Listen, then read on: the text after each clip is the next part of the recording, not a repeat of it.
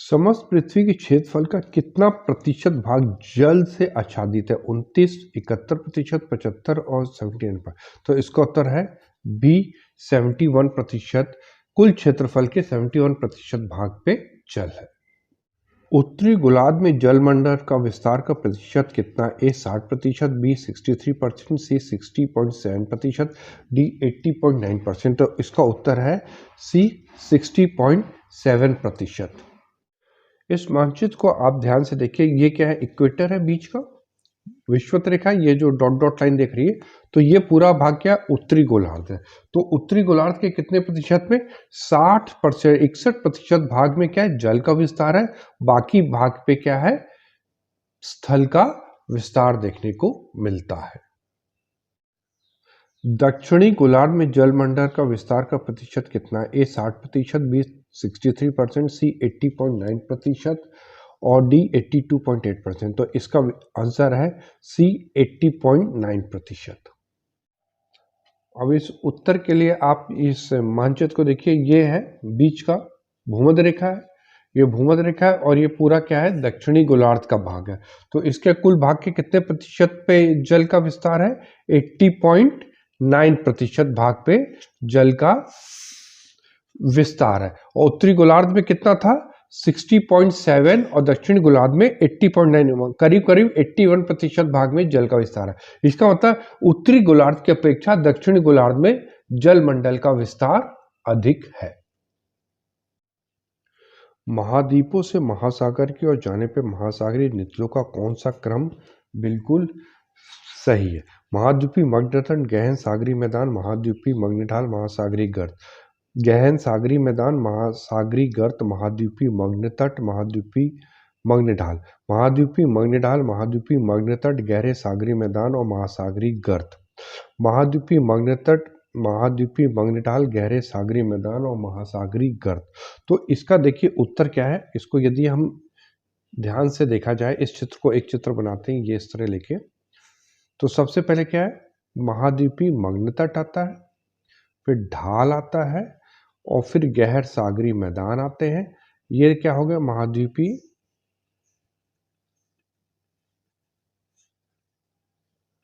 मग्नतट, फिर ये ढाल हो गया, फिर ये मैदान हो गया, सागरी मैदान, और इसी में गर्त है ना।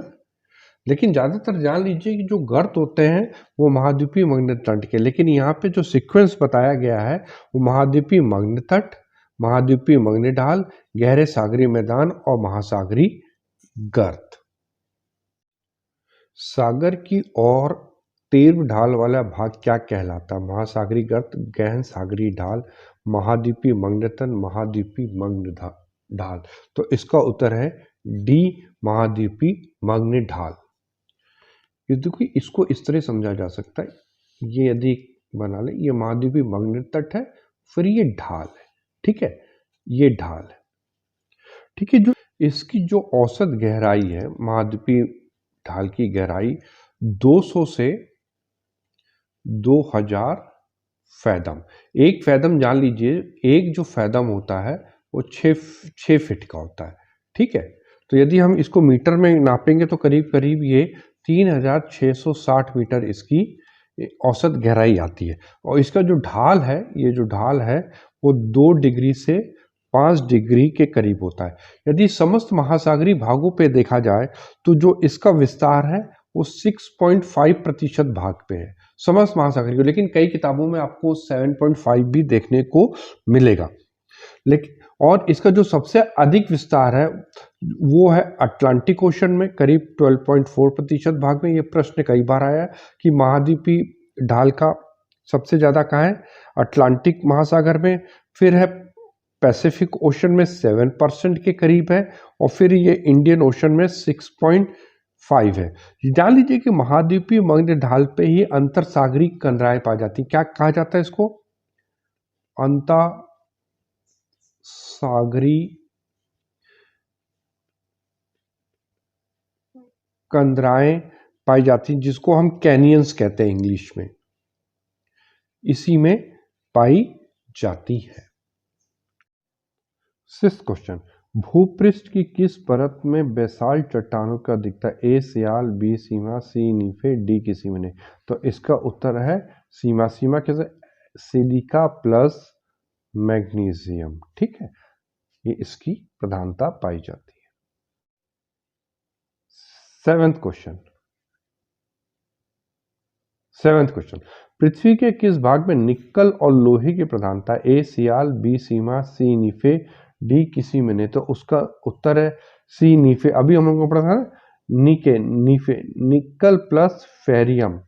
इसी फेरियम की उपस्थिति के कारण जो पृथ्वी का आंतरिक भाग है, ये क्रस्ट है, और ये जो कोर है, ये आंतरिक भाग है, चुंबकीय वो करता है, चुंबकीय बिहेवियर रहता है इसका, कि कोई भी वस्तु ऊपर फेंकी जाती है, नीचे आती है, जिसका प्रमुख कारण है कि इसके आंतरिक भाग में फेरियम लोहे की उपस्थिति है।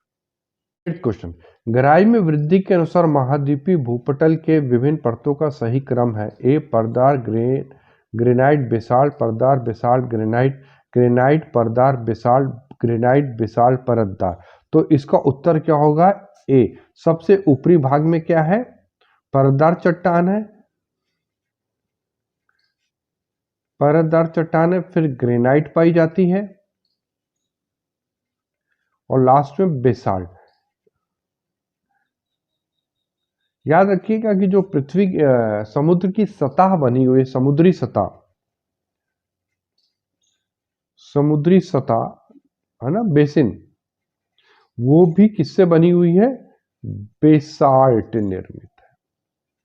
वहां भी बेसाल्ट चट्टानों की अधिकता पाई जाती है। Question number 9। भू प्रॉपर्टी पे पाए जाने विभिन्न तत्वों की मात्रा का सही अवरोही क्रम क्या है? ए ऑक्सीजन, सिलिकॉन, लोहा, एल्युमिनियम, सिलिकॉन, ऑक्सीजन, एल्युमिनियम, लोहा, सी लोहा, silicon, oxygen, aluminium, D oxygen, silicon, aluminium, लोहा। तो इन प्रश्नों को उत्तर देखने का जो सही क्रम है, उसका कौन सा ये उत्तर होगा? इसका उत्तर डी वाला बिल्कुल सही होगा। इसमें क्या होगा? ऑक्सीजन कितना पाया जाता है? 46.8 है। ये हम किसकी बात कर रहे हैं? क्रस्ट की, भूपटल की, है ना, 46.8 है। सिलिकॉन की मात्रा है 27.7 है। फिर एल्युमिनियम की मात्रा है 8.1 है, और जो आयरन है वो करीब 5% पाया जाता है। इसके लिए जो वर्ड यूज कर सकते हैं हम, ओसाई, इसको याद रखिएगा तो बहुत आसानी से। लेकिन यदि संपूर्ण अर्थ के संदर्भ में ले तो ये थोड़ा सा अंतर हो जाता है। क्या है? ये लोहे को हम ऊपर ले आते हैं, ठीक है। सबसे अधिक क्या पाया जाता है? आयरन पाया जाता है संपूर्ण पृथ्वी पे। ध्यान रखिएगा, संपूर्ण पृथ्वी में आयरन की मात्रा हो जाती है 35। उसके बाद यही क्रम चलता है, ऑक्सीजन हो जाता है 30, सिलिकॉन हो जाता है 15%, और फिर आ जाता है चौथा मैग्नीशियम हो जाता है 13%। तो याद रखिएगा कि जब हम क्रस्ट की बात करेंगे तो सबसे मात्रा क्या है? ऑक्सीजन की है। जब पूरी अर्थ की बात करेंगे तो सबसे ज्यादा आयरन की है। तो यदि हम आयरन को ऊपर ले आएंगे तो जो फर्स्ट, उसके बाद ये दोनों सीक्वेंस में आएंगे। तो इसका उत्तर क्या है? डी ऑक्सीजन, सिलिकॉन, एल्युमिनियम और लोहा। 10th question. धरातल में मोहो असंबद्धता की गहराई लगभग कितनी? ए 30 किलोमीटर, 100 किलोमीटर, 200 किलोमीटर और 700 किलोमीटर। तो मैंने बताया था ना कि जो मोहो असंबद्धता किसको अलग करती है? किसको अलग करती है? ये है ना, ये क्रस्ट है और ये मेंटल है। तो किसको अलग करती है? मोहो क्रस्ट और मेंटल को करती है। और जो इसकी गहराई है करीब 33 किलोमीटर है, या 30 उत्तर दिया है तो सही माने जाएगा ये 33 किलोमीटर इसका। तो इसका उत्तर ए बिल्कुल सही होगा। अगला प्रश्न। पैंट पॉट के विषय में कौन सा कथन सत्य है? मतलब कौन सा ट्रू? ज्वालामुखी क्षेत्रों का एक क्षेत्र जिसमें से गर्म और गहरे रंग का द्रव्य कीचड़ मड बाहर निकलता है। इसके साथ सामान्यतः गीजर पाए जाते हैं। पैंटॉप यूएसए के येलोस्टोन नेशनल पार्क में पाए जाते हैं। और डी उपयुक्त सही। तो इसका जो उत्तर है डी वाला बिल्कुल सही है। ये तीनों उत्तर बिल्कुल सही हैं। विश्व में सर्वाधिक जागृत मतलब सक्रिय एक्टिव ज्वालामुखी कहाँ स्थित है? आंध्र महासागर के आसपास, प्रशांत महासागर के आसपास, हिंद महासागर के आसपास, आर्कटिक महासागर के आसपास। से इसका उत्तर हम लोग बहुत अच्छी तरह जानते हैं क्योंकि अभी हमने पढ़ा यह है प्रशांत महासागर के आसपास, जिसको कहा जाता है रिंग ऑफ फायर। यहाँ पे ये जो सक्रिय ज्वालामुखी की जो पेटी है वो कहाँ से स्टार्ट होती है, वो एक्चुअली अंटार्कटिका से स्टार्ट होती है। अंटार्कटिका का जो एक सक्रिय ज्वालामुखी है जिसका नाम है माउंट एरेबस या एयरबस भी कहते हैं, वहां से ये श्रृंखला आरंभ होती है। ये अंटार्कटिका चित्र यहाँ पे देखिए, माउंट एरेबस लिखा 3794 मीटर ऊंचा है। यहाँ से ये जो रिंग ऑफ फायर है, ये देखिए पूरा पैसिफिक ओशन दिख रहा है आपको। यहाँ पे मैं थोड़ा इधर कर देता हूँ तो आपको नजर आएगा पैसिफिक ओशन पूरा लिखा हुआ। ये देखिए पूरा पैसिफिक ओशन लिखा हुआ नजर आ रहा है आप लोगों को। यहाँ से ये आरंभ होती है, ये माउंट एरेबस से, और इसी तरह होते हुए दक्षिण अमेरिका के ये देखिए पश्चिमी तट पे, यहीं पे विश्व का सबसे, इक्वाडोर में कोटोपैक्सी है। उसके बाद ये उत्तरी अमेरिका के पश्चिमी तट पे जिसमें सहायता, हुड और रेंडियर ये ज्वालामुखी है। इस तरह होते ये इधर मुड़ जाती है और एशिया के जो पूर्वी तट है जो प्रशांत महासागर का, वहां से ये होते हुए पूरा चली आती है। और यहीं पे जापान का फ्यूजियामा है और ये जो फिलीपींस का है इसमें माउंट मेऑन है और ताल है, ये ज्वालामुखी यहाँ पे पाए जाते हैं। विश्व के 75% जो सक्रिय ज्वालामुखी हैं वो प्रशांत महासागर के किनारों पर ही मिलते हैं। विश्व के अधिकांश सक्रिय ज्वालामुखी पाए जाते हैं प्राचीन पठारी क्षेत्रों में, गहन सागरीय मैदानों में, नवीन मोड़दार पर्वतीय क्षेत्रों में, मैदानी क्षेत्रों में। तो इसका उत्तर है सी, नवीन मोड़दार पर्वतीय क्षेत्रों में। जैसे देखिए ये मानचित्र है, यहाँ पे ये एंडीज पर्वतमाला है, ये नवीन मोड़दार पर्वत है। तो यहाँ पे क्या है, दक्षिणी अमेरिकन प्लेट और पैसिफिक प्लेट, प्रशांत महासागरीय प्लेट के टकराने के कारण यहाँ पे जो विश्व का सबसे ऊंचा सक्रिय ज्वालामुखी कोटोपैक्सी पाया जाता है। ये देखिए कोटोपैक्सी है, इक्वाडोर में है, 5896 मीटर ऊंचा है और ये विश्व का सबसे ऊंचा सक्रिय ज्वालामुखी है। निम्नलिखित में कौन सा ज्वालामुखी पर्वत का उदाहरण नहीं है? Mount Etna, mount Fujiyama, mount black, mount Kilimanjaro. जो इसका उत्तर जो है सी, माउंट ब्लैक है। जो माउंट एटना है ये विश्व का एक सक्रिय ज्वालामुखी, ये कहाँ पे है? इटली में, कि किसमें? सिसिली द्वीप पे, ठीक है। माउंट फ्यूजियामा है,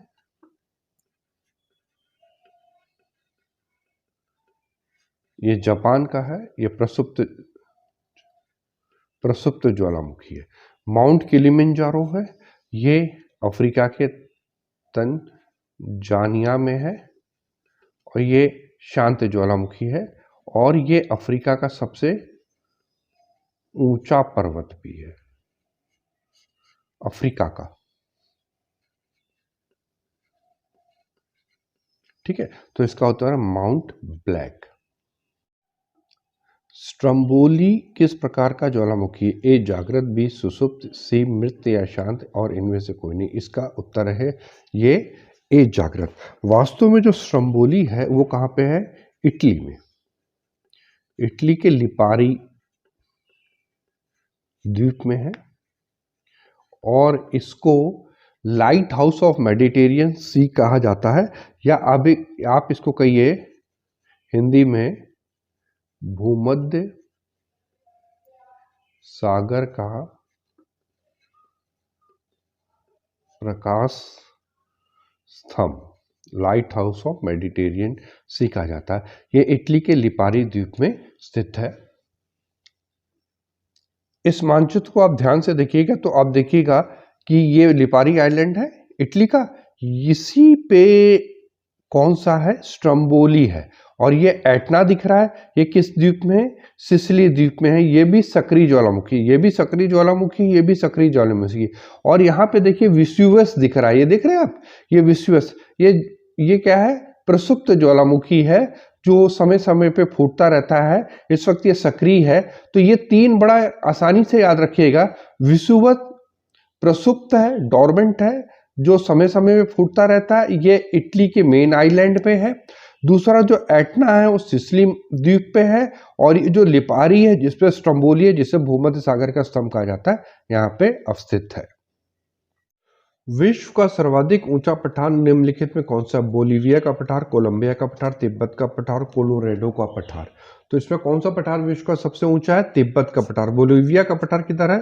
साउथ अमेरिका में। कोलंबिया का नॉर्थ अमेरिका में। कोलोराडो का भी नॉर्थ अमेरिका में। और जो तिब्बत का पठार है, किन दो पर्वतों के बीच में तिब्बत का पठार? मैंने अभी बताया था आपको। ये कौन सा अंतर पर्वतीय पठार है? तो किन किन के बीच में ही है? कुनलुन, फिर तिब्बत और फिर हिमालय। ठीक, ये उत्तर से दक्षिण की तरफ इस तरह है। स्थल मंडल कुल क्षेत्रफल के कितने प्रतिशत भूभाग पे मैदान का विस्तार है? तो इसका उत्तर क्या होगा? सी 41%। जान लीजिए, मैदान पे का विस्तार कितना है? 41% भाग में है। और पॉपुलेशन कितनी रहती है यहाँ पे? 90% जनसंख्या रहती है। पर्वत कितना था? 26% पे था, वहां 1% जनसंख्या रहती थी। और पठार का विस्तार कितना था? 33% था, वहां पे 9% जनसंख्या रहती थी। तो मतलब विश्व के 41% भाग में विश्व की 99% जनसंख्या रहती है। इसीलिए इसको सभ्यताओं का पालना भी कहा गया, नदियों को, मैदानों को, क्योंकि यहां पे विश्व की अधिकांश जनसंख्या पाई जाती है। मैदान की गणना किस श्रेणी के स्थल रूपों में की जाती है? ए प्रथम, बी द्वितीय, सी तृतीय, डी बी द्वितीय में। प्रथम में कौन सा आए थे? मैंने बताया था महाद्वीप, महासागर। सेकंड में क्या था? पर्वत, पठार, मैदान था। और थर्ड में क्या था? वायु, जल, हिमानी लहरों द्वारा निर्मित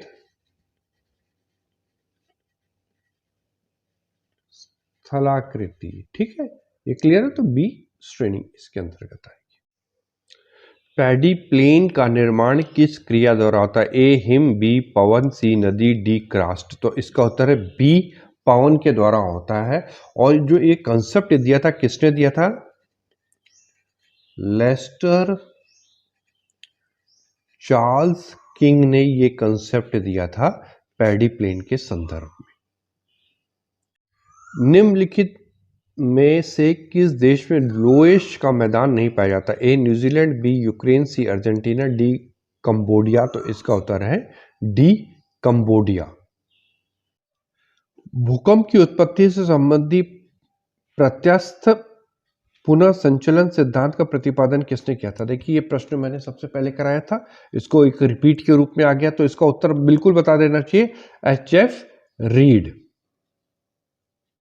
निम्नलिखित में कौन सा कथन सही नहीं है? रिक्टर स्केल भूकंप की तीव्रता मापने का यंत्र है। रिक्टर स्केल एक लॉगरिथमिक स्केल है। यह स्केल भूकंप की ऊर्जा को मापता है। इनमें से कोई नहीं। तो इसका उत्तर कौन सा होगा सही? इसका उत्तर डी वाला सही होगा। अब मैं बता देता हूँ होता क्या है। देखिए, रिक्टर स्केल क्या है? देखिए, दो स्केल होती है, एक रिक्टर स्केल होती है और एक मर्केली स्केल होती है। जान लीजिएगा, एक रिक्टर स्केल होती है और एक मर्केली स्केल होती है। जो रिक्टर स्केल की जो गणना होती है 0 से 10 तक होती है, और ये जो होती है 1 से 12 तक होती है। ये ओपन एंडेड स्केल है, ये क्लोज स्केल है, CLOSE, क्लोज स्केल। इसका क्या मतलब है? इसमें इसकी संख्या को बढ़ाया जा सकता है, लेकिन मर्केली में ये संख्या नहीं बढ़ाई जा सकती। ठीक है, और ये लॉग पे, लॉगरिथमिक पे है, और ये समान रेखिक लाइनर पे विधि पे, लाइनर विधि पे होती है। ठीक है।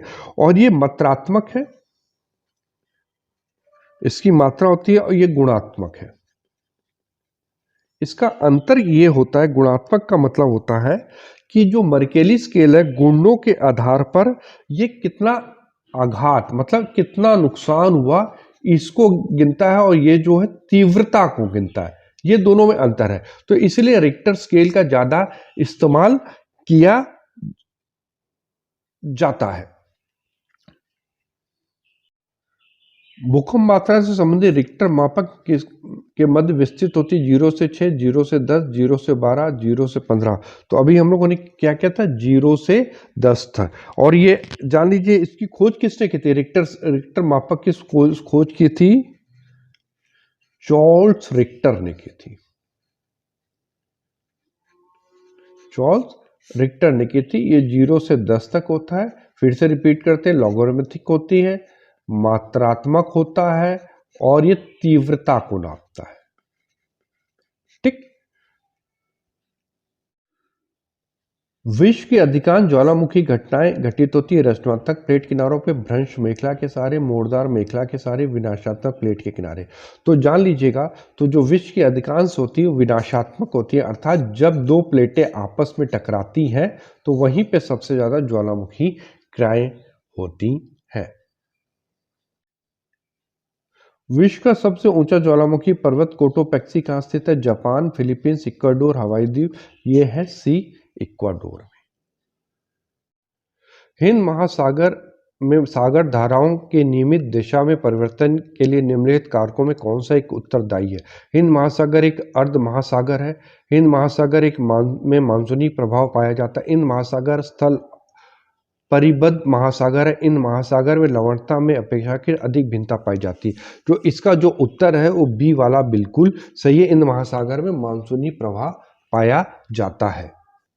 इस मानचित्र में देखिए, जो ये उत्तरी हिंद महासागर का जो भाग है विषुवत रेखा के उत्तर में भारत के दक्षिण में, यहाँ पे क्या है, जो जल धाराएं हैं वो मौसम के अनुरूप परिवर्तन कर लेती हैं। जब मानसून आता है तो सारी धाराएं इस दिशा में ऐसे घूमने लगती हैं, लेकिन जब मानसून वापस होता है तो ये धाराएं क्या उल्टी दिशा में घूमने लगती हैं। तो इसलिए कारण है यहाँ पे जो धाराएं हैं वो मानसून प्रवाह से काफी प्रभावित होती है, उसी के अनुरूप ये जल धाराएं चलती है।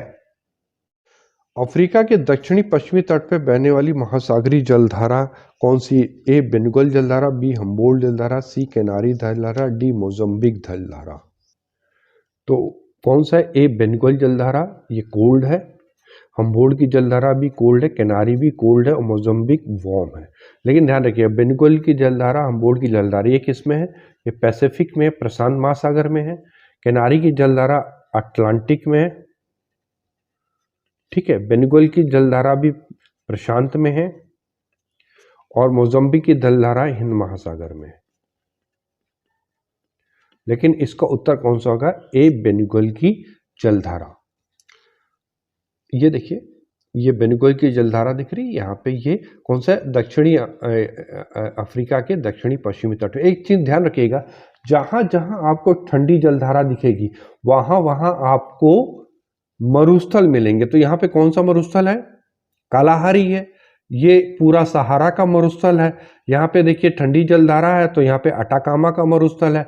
यहाँ पे कैलिफोर्निया की ठंडी जलधारा है तो यहाँ पे उत्तरी अमेरिका का मरुस्थल है, सियरा नेवादा सोनार कहते हैं जिसको, वो यहाँ पे है। तो जहां जहां भी आपको ठंडी जलधारा मिलेगी उसके तट पे आपको मरुस्थल की उपस्थिति मिलेगा। उसका कारण क्या है कि ठंडी जलधाराओं पे वाष्पीकरण की प्रक्रिया नहीं होती, तो हवाएं जब सागर से स्थल की ओर चलती हैं तो वो जल की प्राप्ति नहीं कर पाती, जिसके कारण इन क्षेत्रों में वर्षा नहीं होती और यहाँ मरुस्थल का निर्माण होता है। तो एक बात ध्यान रखिएगा कि जितने विश्व के गर्म मरुस्थल है वो महाद्वीपों के पश्चिमी तटों पे पाए जाते हैं, और उसका एक कारण है, बहुत सारे कारण है, उसमें एक कारण है कि उन तटों के पास ठंडी जलधाराएं बहती हैं।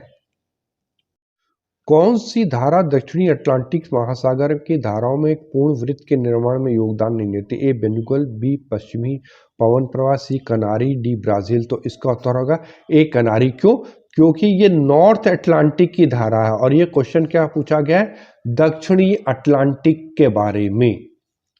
ये देखिए कनारी की धारा है, ये कहाँ पे उत्तरी अटलांटिक में जाके ये बाकी ये जो प्रवाह बना रही है, देखिए बेनुगल की जलधारा के बारे में पूछा गया, ब्राजील की और पश्चिमी पवन प्रवाह, ये आपस में मिलके एक पूरा सर्कल का निर्माण करती है, जिसमें दक्षिणी विश्वयुद्ध धारा ये पूरे सर्कल का निर्माण करती है। कनारी धारा भी एक सर्कल का निर्माण करती है, लेकिन ये उत्तरी गोलार्ध में करती है, उत्तरी अटलांटिक महासागर में करती है। तो इसका उत्तर क्या होगा? सी, कनारी की धारा। रेनेल जलधारा किस महासागर की जलधारा? ए अटलांटिक महासागर, बी प्रशांत महासागर, सी प्रशांत हिंद महासागर, इनमें से कोई नहीं। तो इसका उत्तर है ए, अटलांटिक महासागर। जो उत्तरी अटलांटिक ड्रिफ्ट है, यहाँ पे देखिए जब ये पहुंचती है यूरोप के पश्चिमी तट पे तो दो शाखाओं में बढ़ जाती है। एक तो नॉर्वे धारा के नाम से चली जाती है, दूसरे बिस्के खाड़ी के नाम पे आती है। तो इसी को रेनील जलधारा के कहते हैं, जो फ्रांस के तट पे बहती है और ये एक गर्म जलधारा है। निम्न कौन सी उष्ण महासागरीय धारा है? ये तो अब बिल्कुल आसानी से आ जानी चाहिए। एक गल्फ जलधारा, कैनारी जलधारा, क्यूराइल धारा, लेब्राडोर धारा। तो ये क्या है? गल्फ जलधारा। ये क्या है? वार्म जलधारा है। ठीक है, ये क्यूराइल कोल्ड है, लेब्राडोर कोल्ड है, कनारी भी कोल्ड है। तो ये क्यूराइल किस में है? ये प्रशांत में है। लेब्राडोर अटलांटिक में है। कैनारी की धारा किस में है? ये भी अटलांटिक में। और गल्फ स्ट्रीम भी अटलांटिक में है। तो यदि दूसरा प्रश्न आ जाता है इनमें कौन सी जलधारा प्रशांत में है, तो क्यूराइल आ जाती। लेकिन यह पूछा गया था कि कौन सी उष्ण है, गर्म है, तो इसका गल्फ स्ट्रीम का नाम है ए जलधारा। इसका उत्तर ए बिल्कुल सही।